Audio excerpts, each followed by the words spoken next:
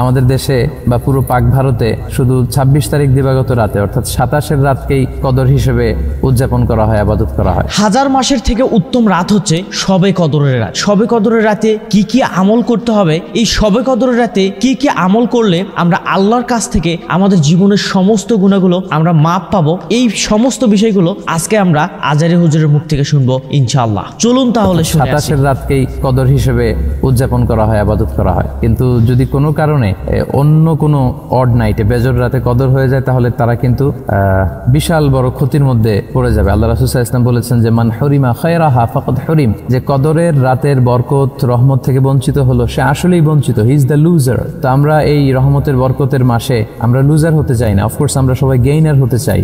যে রমাদান পেয়ে নিজের গুনাহ মাফ করাতে পারলো না তার উপর আল্লাহ লানত, বিষ্ণু সাল্লাল্লাহু আলাইহি ওয়াসাল্লাম বলেছেন আমিন। তো আমরা যেন এই কদরের রাতে বেশি বেশি ইবাদত করি, আমরা যেন কোরআন নাজিলের মাসে কোরআন নাজিলের এই রাতে বেশি বেশি কোরআন তেলাওয়াত করি, কোরআনের মর্মবাণী বুঝবার চেষ্টা করি, বেশি বেশি নফল সালাত পড়ি, তাহাজ্জুদের সালাত, কিয়ামুল লাইল করি, বেশি বেশি জিকির করি এবং সবাই যেন সবার জন্য দোয়া করি। আল্লাহ রাসূল সাল্লাল্লাহু আলাইহি সাল্লাম বলেছেন সালাসু দাওয়াতিন মুস্তাজাবা, ৩ ব্যক্তির দোয়া কখনো আল্লাহ ফিরিয়ে দেন না। এর মধ্যে এক শ্রেণীর মানুষ হচ্ছে যারা সিয়াম পালন করে, মানে আপনারা, এখন তো আমরা সবাই সিয়াম পালন করছি, সো যারা সাইমিন তাদের দোয়া কিন্তু আল্লাহ ফিরিয়ে দেন না। তো আমরা যেন একে অপরের জন্য দোয়া করতে এই মাসে ভুলে না যাই। আর অল্প কয়েকটি দিন আমাদের হাতে আছে, আমরা জানি না যে আমরা কে আগামী বছরের সিয়াম পাবো, আগামী বছরের রমাদান পর্যন্ত আমরা হায়াতে বেঁচে থাকবো কিনা আমরা কিন্তু কেউ জানি না। So this Ramadan could be the last and final Ramadan in our life. হতে পারে আজকের এবছরের যে রমাদান এটাই আমার শেষ রমাদান, বা আজকের যে সুযোগ এটা হতে পারে আমার লাস্ট চান্স। সো আমরা যেন হেলায় খেলায় সময়গুলো না কাটিয়ে ইবাদতে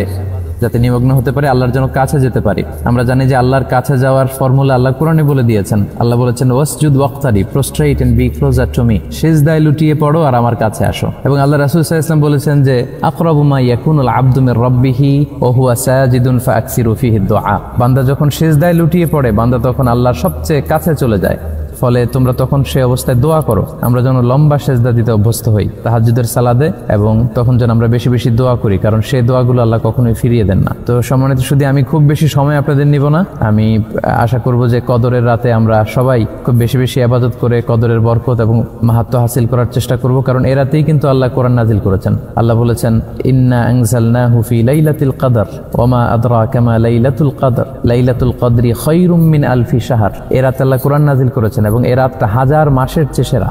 1000 মাসে হয় 83 বছর 4 মাস। তো কদরের রাতে ইবাদত করলে 83 বছর 4 মাস সমান সওয়াব আপনি পাবেন, এমনটি কিন্তু আল্লাহ বলেনি। আল্লাহ বলেছেন খায়রুম মিন আলফি শাহর, খায়র মানে হচ্ছে এর চেয়েও বেশি। এটা যে কতটা কল্যাণকর এটা আল্লাহ ছাড়া কেউ জানে না। এবং আল্লাহ শেষ আয়াতের শেষে বলছেন যে সালামুন হিয়া হাত্তা মাতলাইল ফাজর, সন্ধ্যা থেকে শুরু করে ফজর পর্যন্ত এই শান্তির সমীরণ পুরো রাত ব্যাপী বইতে থাকে। এটা শান্তিময় 5টি রাত, 21-এর রাত, 23-এর রাত, 25-এর রাত, 27-এর রাত এবং 29-এর রাত। যে কয়েকটি বেজর রাত আমরা কাটিয়েছি সেগুলোতে যদি আমাদের ইবাদতের পরিমাণ কম থাকে, এখনো কিন্তু still we have time in our hand, আমাদের হাতে কিন্তু সময় আছে, আমাদের হাতে এখনো 2টি কদরের রাত বাকি আছে। আসুন আমরা এই কদরের রহমত এবং বরকতময় এই রাতে বেশি বেশি ইবাদত করে আল্লাহর নৈকট্য পাওয়ার সর্বোচ্চ চেষ্টাটুকু করি। এই কদরের রাতে কি কি আমল করতে হবে এই বিষয়গুলো আমরা আজহারী হুজুরের মুখ থেকে শুনলাম।